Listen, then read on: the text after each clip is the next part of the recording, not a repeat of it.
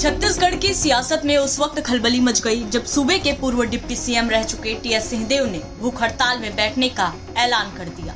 सिंहदेव ने जंगलों की कटाई, भू माफियाओं का कब्जा और जिला प्रशासन की कार्रवाई से नाराज होकर यह फैसला लिया है। दरअसल अंबिकापुर शहर से लगे बधिया चुआ में लगभग 100 एकड़ से अधिक जमीन पर भू माफियाओं ने जंगलों की कटाई कर कब्जा कर लिया है। इसको लेकर ग्राम पंचायत के उप सरपंच की ओर से कई बार जिला प्रशासन और वन विभाग को लिखित शिकायत दी गई।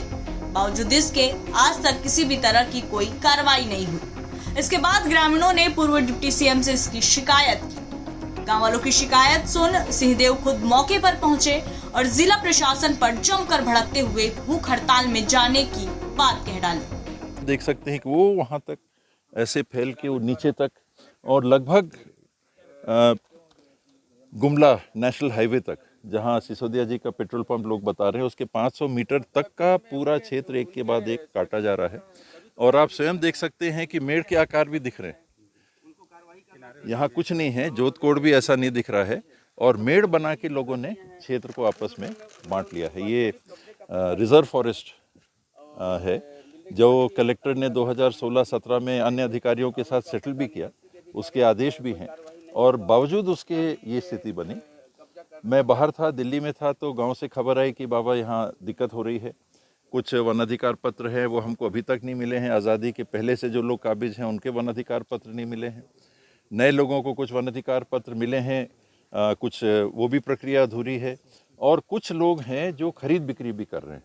ये सारी बातें सामने आई कि जो वन अधिकार पत्र मिले हैं उनकी खरीद बिक्री, उनके कब्जे की खरीद बिक्री भी चल रही है। बताया भी, समझाया भी कि एक देखिए, वन अधिकार पट्टा नहीं है, ये वन अधिकार पत्र है। पट्टा आपको अधिकार देता है खरीद बिक्री का भी, वन अधिकार पत्र में बेचने के अधिकार नहीं है।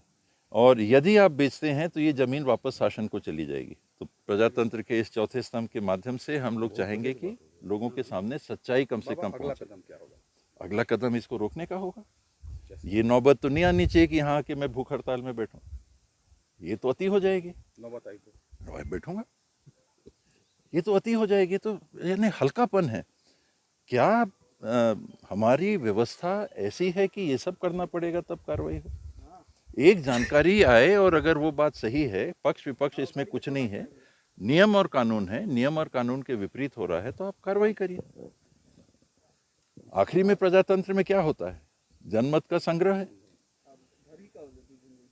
तो वो तो बहुत ही हल्कापन हो जाएगा कि अगर आके यहाँ और कुछ करने की जरूरत पड़ जाए। इधर गांव के उप सरपंच ने बताया कि लगातार कलेक्टर से शिकायत के बाद भी कब्जाधारियों पर कोई कार्रवाई नहीं की गई, जिससे ग्रामीण आक्रोशित हैं। और इसमें बड़ा बड़ा पेड़ था, सब कटाई हो गया और निरंतर गांव वाले शिकायत करते रहे, कलेक्टर को भी, फॉरेस्ट को भी, लेकिन इसमें कभी कब्जा नहीं रोका गया किसी प्रकार का।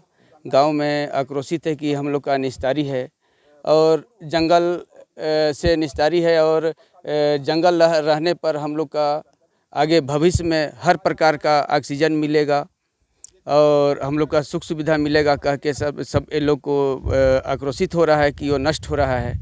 तो ये तो बड़ी मतलब थोड़ा सा गौर करने की बात है और प्रशासन इस पर बिल्कुल ध्यान नहीं दे रही है। गांव के कुछ लोगों का कहना है कि जब इसको बराबर किया जा रहा था उस समय आप लोगों ने कोई उचित कदम नहीं उठाया? नहीं, उस समय हम लोग जब से शुरुआत हुआ है तब से हम लोग इसका विरोध करते आ रहे हैं। पूरे गांव के लोग विरोध करते आ रहे हैं, मगर निरंतर ये लोग का कब्जा जारी रहा। बहरहाल अब देखने वाली बात होगी कि टीएस सिंहदेव के भूख हड़ताल में बैठने वाले बयान के बाद क्या प्रशासन इस अवैध कटाई को रोकने के लिए कोई कड़ा रुख अपनाएगी।